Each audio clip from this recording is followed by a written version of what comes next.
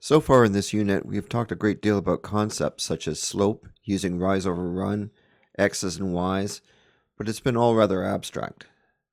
Abstract means it exists in thought or as an idea, but doesn't really seem to have a physical or concrete existence. Students will often ask, why do we need to know this, or what does this have to do with the real world? Hopefully, this next section will answer questions like that as we try and show real-world applications of the concepts that we've recently been introduced to. Linear relations are often used to model situations that have a combination of fixed costs and variable cost. In these types of questions, the word per, P-E-R, can give us a clue as to how to write these equations. Our first question and real-world scenario is as follows. Aaron owns a television repair company. He charges $30 for making a house call, plus $25 per hour in labor. We want to use our knowledge of slope and equations to recreate this scenario in mathematical terms. Whenever we see the word per in these types of questions, we are likely talking about slope. Aaron is making $25 per hour.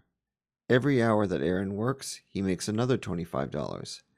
Now, instead of talking about the x and y axes, we're going to relabel these as hours and amount.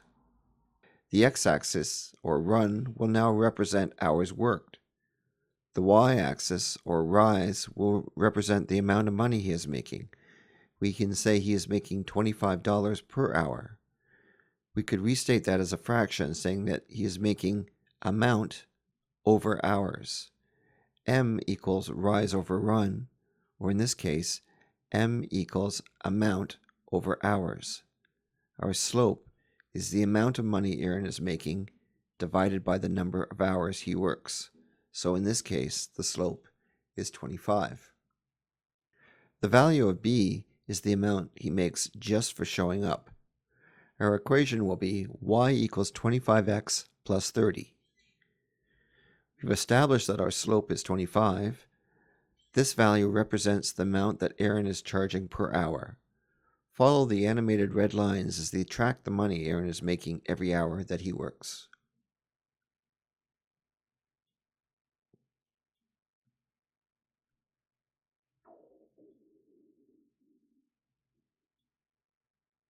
Our y-intercept is 30.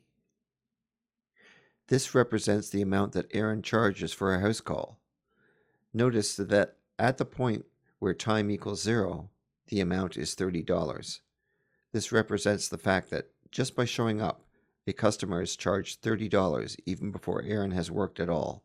So Aaron is making $25 per hour plus the $30 just for showing up for a house call. By looking at the graph, we can see that at the 5-hour mark, it would cost $155 to the customer.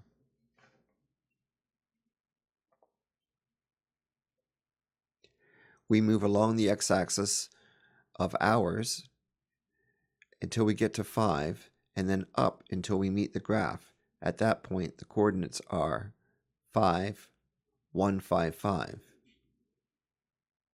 The 155 shows the amount being made at the 5-hour mark.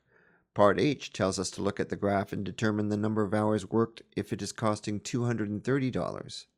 To do this, we find the $230 mark on the graph and see that it falls on a point where x, or the hours value, is 8, meaning that $230 is charged, representing 8 hours of work. For question 2, we'll be using our y equals mx plus b form to write the equation that's modeled by this situation. The setup cost for writing a report is $100. This amount is charged even before any copies are made at all. It is a fixed cost. The $5 per copy represents our slope.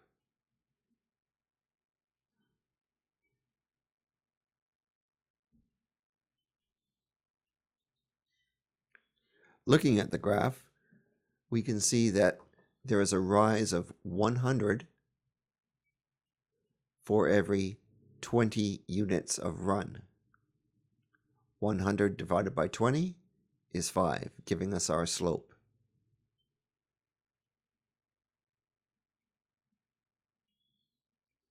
The y-intercept is the amount of the setup cost. So at the point 0 copies, there's already a $100 charge. Once we have the graph, we can use it to figure out certain scenarios. In question G, it's asked, how much would it cost for $40 of a report? We move along the x-axis, and then at the point where x equals 40, or number of copies equals 40, we move up until we meet the graph, and then we see that the graph is at 300. So we have a coordinate of 40, 300. 40 representing the number of points. Sorry, the 40 representing the number of reports copied, and the 300 the cost.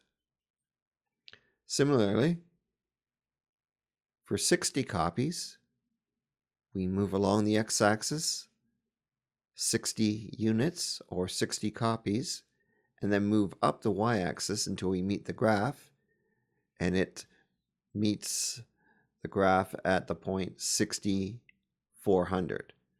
The 400 representing how much it would cost for 60 copies of the report to be printed. H works a little differently. In this case, we're being given the cost and then asked how many reports could be printed for that cost. So this time, we're told that the cost is 225. We move up the y-axis this time, 225 units, and then go across until the line is met, and we meet it at the point 25,225. The next question asks, how many reports can be written for $550?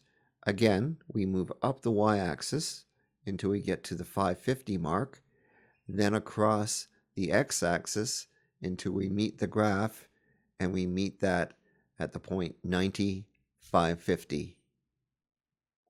90 representing the number of reports that could be printed for a cost of $550.